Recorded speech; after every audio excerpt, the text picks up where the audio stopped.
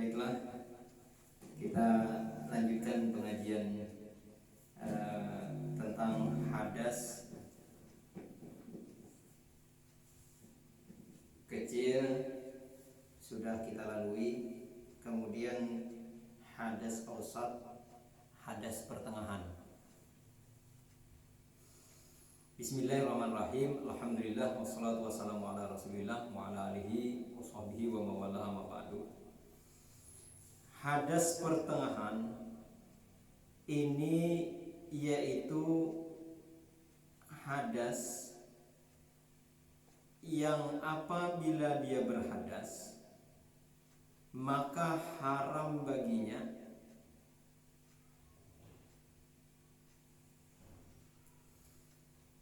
sembahyang, tawaf, menyentuh Al-Quran, membawa Al-Quran, membaca Al-Quran, berdiam di masjid, bagana di masjid. Kalau orang hadas kecil itu 4 aja kada boleh, 4 aja yang haram, yaitu ia kada boleh sembahyang, tawaf, membawa Al-Quran, dan menyentuh Al-Quran.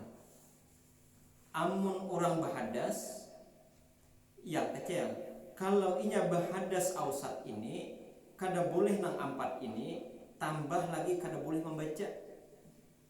Kalau panmuninya hafal misalnya, kada apa-apa ulahan duduk kayak di misalnya duduk di kursi, kemudian berpikir nang mau ulangi surah daripada bacaan-bacaan surah-surah tarawih misalnya, duduk bismillahirrahmanirrahim wadduha walaili idza saja, boleh kada?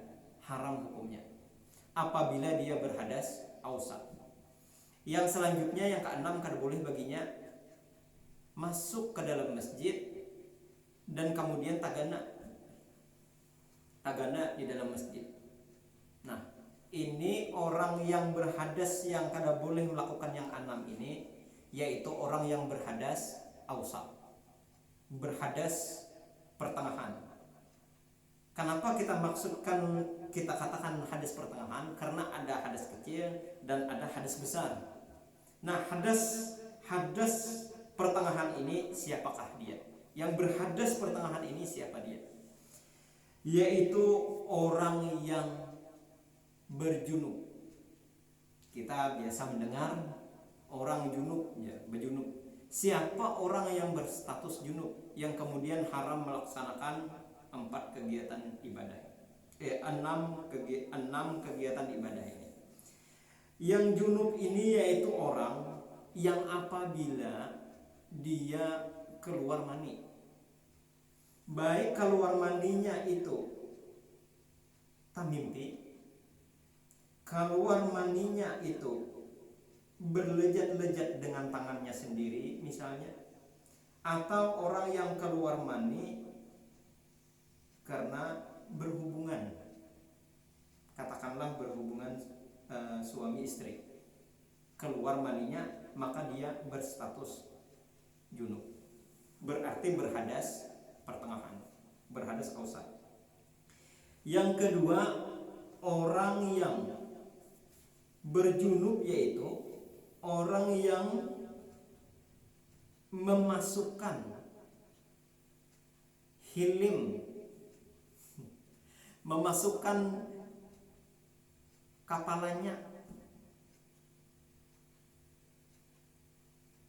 kepada khasyafah perempuan, masuk hilimnya tuh tinggalan, itu sudah dikatakan berjunub walaupun ia kada keluar maninya, tapi tak tinggalan sudah. Jadi ada yang bertakon, amun kapalanya kadida apa menjar? Amun kapalanya kadida, sekedar kisah kapalanya barang. Bila ia masuk ke khasafah perempuan itu, maka dia dikatakan orang yang berjunub. Dan orang yang berjunub haram 6 kegiatan ibadah. Oke, lanjut. Yang ketiga, siapa orang yang berjunub? Yaitu orang yang melahirkan. Wiladah, orang yang melahirkan. Berarti perempuan. Perempuan yang melahirkan kan? Sekalipun melahirkannya itu keguguran, gumpalan darah aja keluar, maka gumpalan darah itu sesungguhnya dia telah melahirkan. Dan apabila melahirkan berarti dia berstatus junub. Dan bila junub berarti dia berhadas ausar. Dan apabila berhadas ausar kada boleh melaksanakan yang 6 kegiatan ibadah ini, kecuali dia nanti dia angkatkan hadas junubnya ini, hadas ausatnya ini, yaitu dengan mandi. Dengan mandi biasa menyambat ngarannya mandi wajib, kita menyambat lah, padahal wajib baginya mandi kayak itulah. Karena dengan mandilah dia merangkatkan hadas kecil, dengan mandilah dia bisa merangkatkan hadas ausatnya, yaitu hadas junub. Ada sebuah pertanyaan dulu waktu kita dengan pengajian fikih, yaitulah kenapa wiladah ini, beranak ini termasuk daripada junub, termasuk daripada yang wajib mandi. Ujar guru itu menjawab, orang yang melahirkan itu sekalipun mengeluarkan hanya gumpalan darah itu bisa dinamakan junub juga, karena yang dilahirkannya, yang dikeluarkannya itu sesungguhnya itu juga air mani.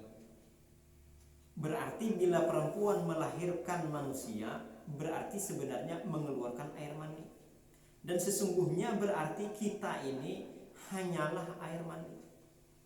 Air mani yang apabila sebenarnya tidak ditutupi oleh Allah, sebenarnya kan ada orang yang hendak bau dan menjijikkan. Itulah sebenarnya diri kita.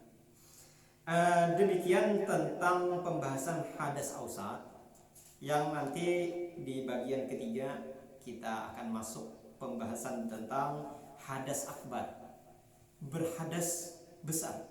Apa dia, siapa dia, haram melaksanakan apa dia, kita insya Allah akan masuk di bagian selanjutnya. Assalamualaikum warahmatullahi wabarakatuh.